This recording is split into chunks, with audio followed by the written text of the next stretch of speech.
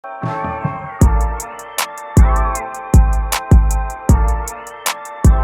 up, everybody? Welcome back to another episode of Love and Basketball, the podcast. We're your hosts. My name is Emmanuel, but you can find me everywhere up here. And my name is Nigel. You can find me everywhere up here.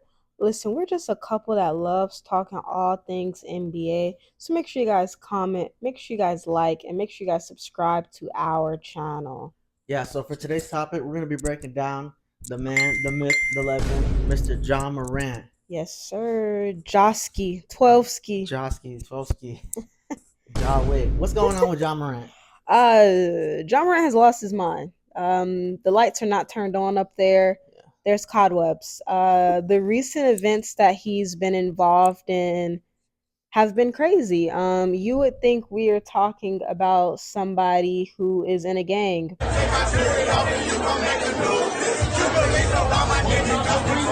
But no, this is a professional NBA athlete. Yeah. Very embarrassing for the league, of course. Of course. Now let's talk about the 17-year-old incident. Yeah, so basically he was hosting a pickup basketball game at his house in the summertime. And I guess, everything got a little crazy. And he's like about to fight this 17-year-old. And he looks at his homeboy. He's like, should I do it to him? And dude's like, yeah. And proceeds to punch the mess out of this kid and repeatedly punch him.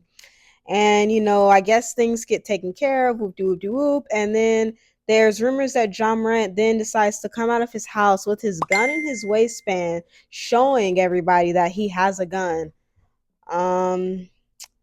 Secondhand embarrassment. Secondhand embarrassment. I'm glad he let everybody know there that he has a gun. I know.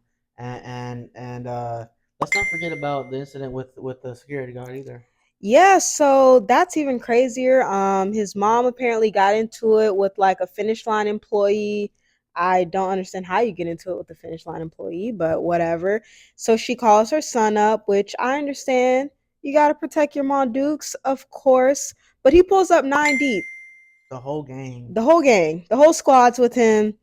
The security guard stops him before he can even enter the premises of the place. They start to get into a little bit of an argument. And then there's rumors that somebody from his group, they like one of these things to the security guard's head. And then Ja Morant's like, don't let me find out what time you get off. Don't let me find out. Oh, God. Exactly what are you going to do, Ja Morant? Let me know, 12ski. Enlighten me of what you're going to do to this poor security guard officer. God. And lastly, let's not forget about, with the most recent one, the Instagram video. The Instagram Live. A moment of silence for the Instagram Live.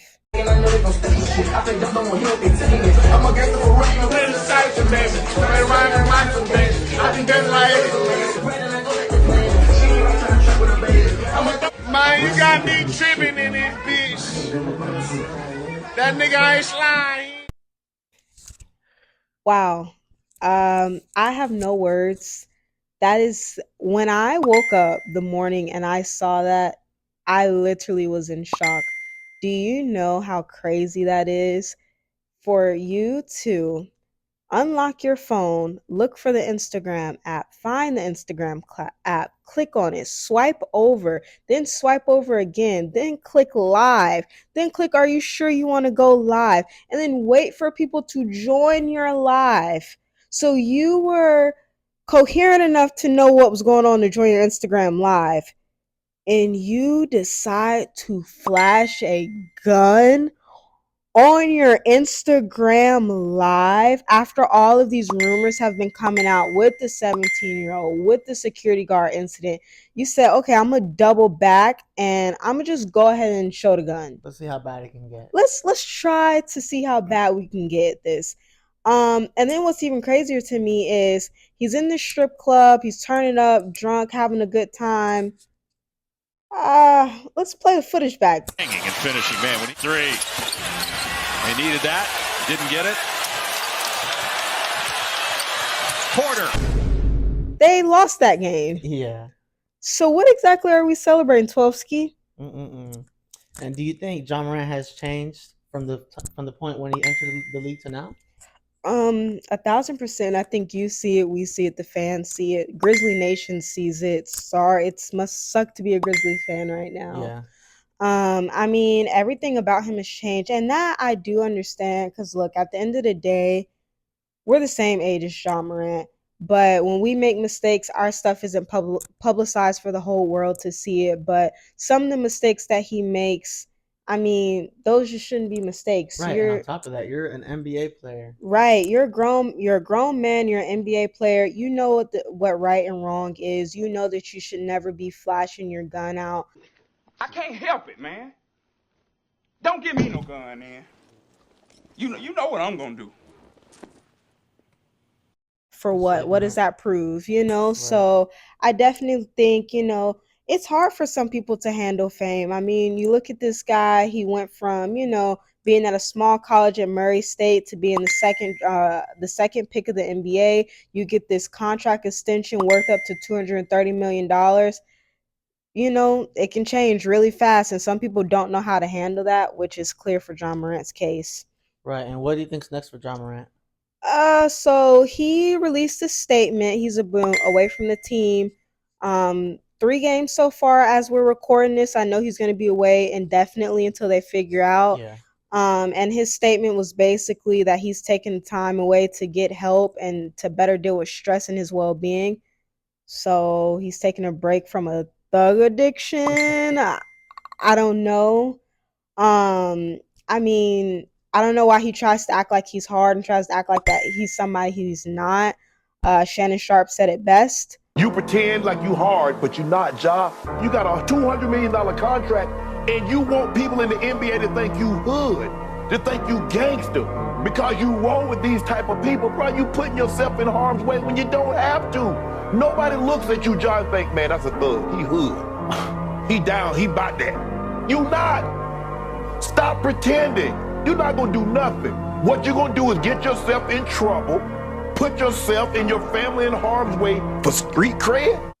But hopefully he can get the help that he needs. He can calm down off the Casamigos. We seen that Instagram live video when he was chugging it like it was Gatorade, Powerade, because he's sponsored by him.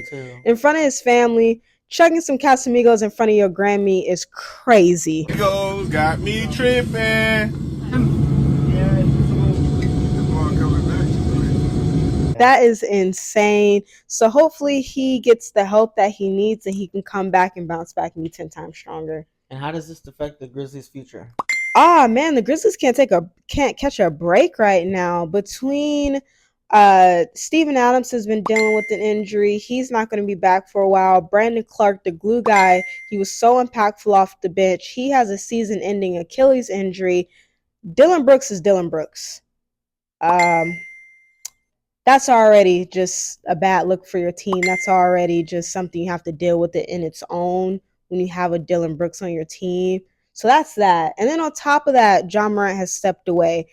So they were the 2nd seed for a while now. They've dropped to the 3rd. If John Morant doesn't play for the rest of the season, I could see them falling all the way out of the playoffs. It's not looking too good for them. Right, and I can see them being a play-in team, so this sucks for the Grizzlies. This is not how they envisioned their year to go. I mean, this is the same person who said that if he was healthy against the Warriors last year, that they would have won.